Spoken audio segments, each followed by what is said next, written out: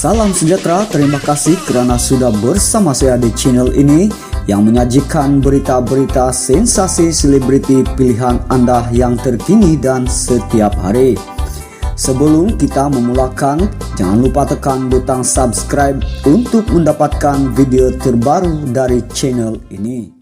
Sama-sama mengemudi kerjaya muzik pada usia belasan tahun, penyanyi Tomok dan Siti Nurdiana sudah lali dengan sipak terajang sepanjang mengukuhkan posisi terus bertahan di arena seni suara.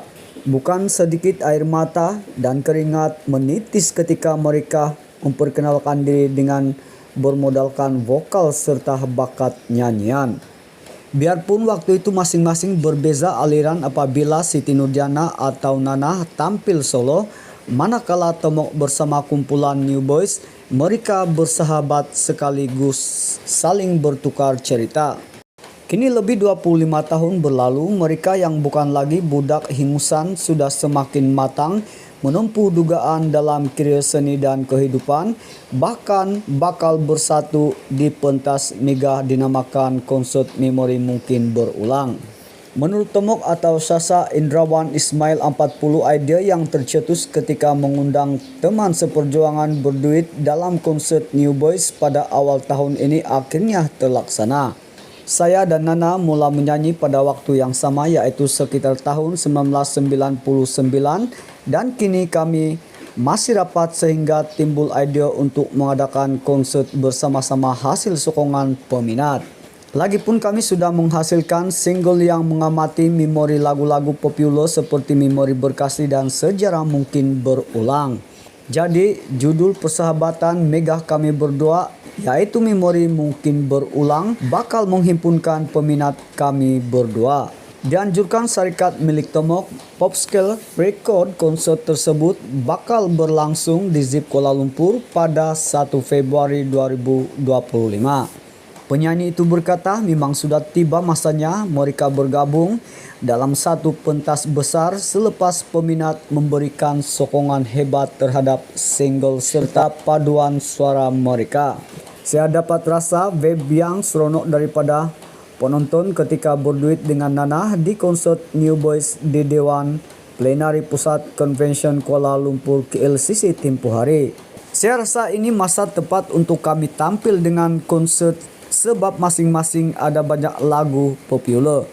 Jadi konsert ini bakal serta penceritaan sejak era 1990-an hingga sekarang.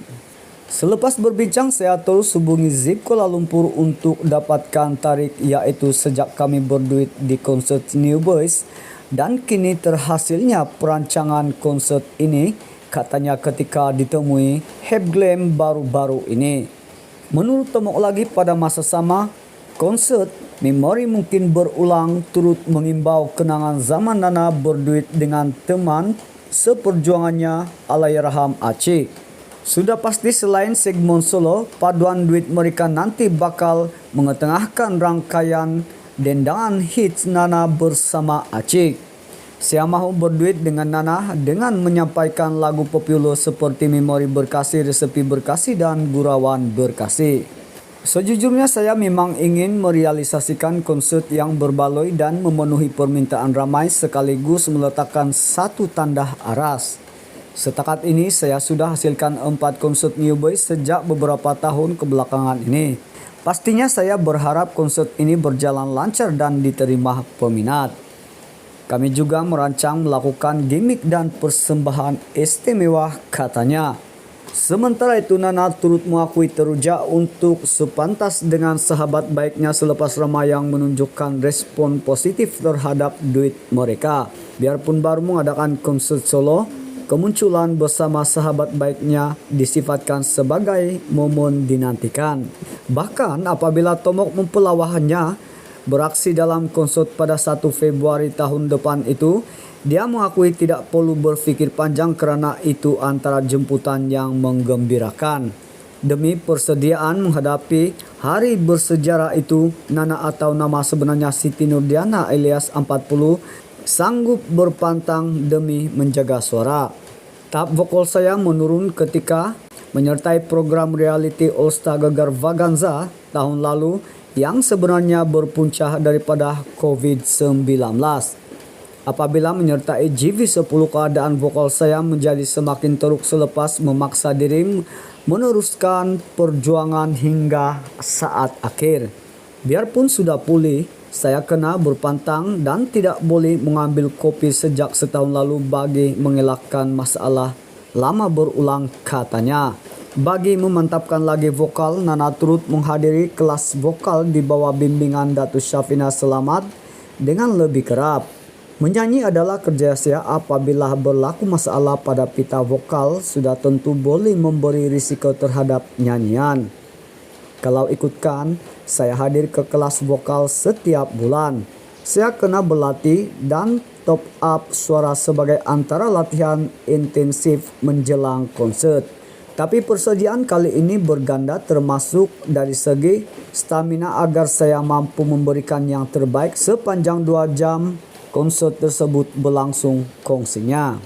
Menyentuh mengenai pembahagian segmen, akuinya mereka banyak berbincang dan masing-masing turut menyuntik ide bagi segmen solo serta duet. Walaupun sudah tampil dalam konser solo, paling pasti memori mungkin berulang menjanjikan kelainan dan keunikan tersendiri.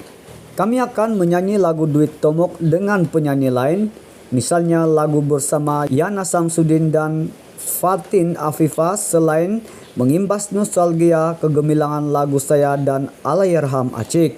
Tidak sabar menunggu hari bersejarah itu, apatah lagi dapat menghimpunkan semua peminat kami termasuk penggemar setia Acik, katanya. Konsert memori berulang dijadwalkan berlangsung pada 1 Februari 2025 bertempat di ZIP Kuala Lumpur.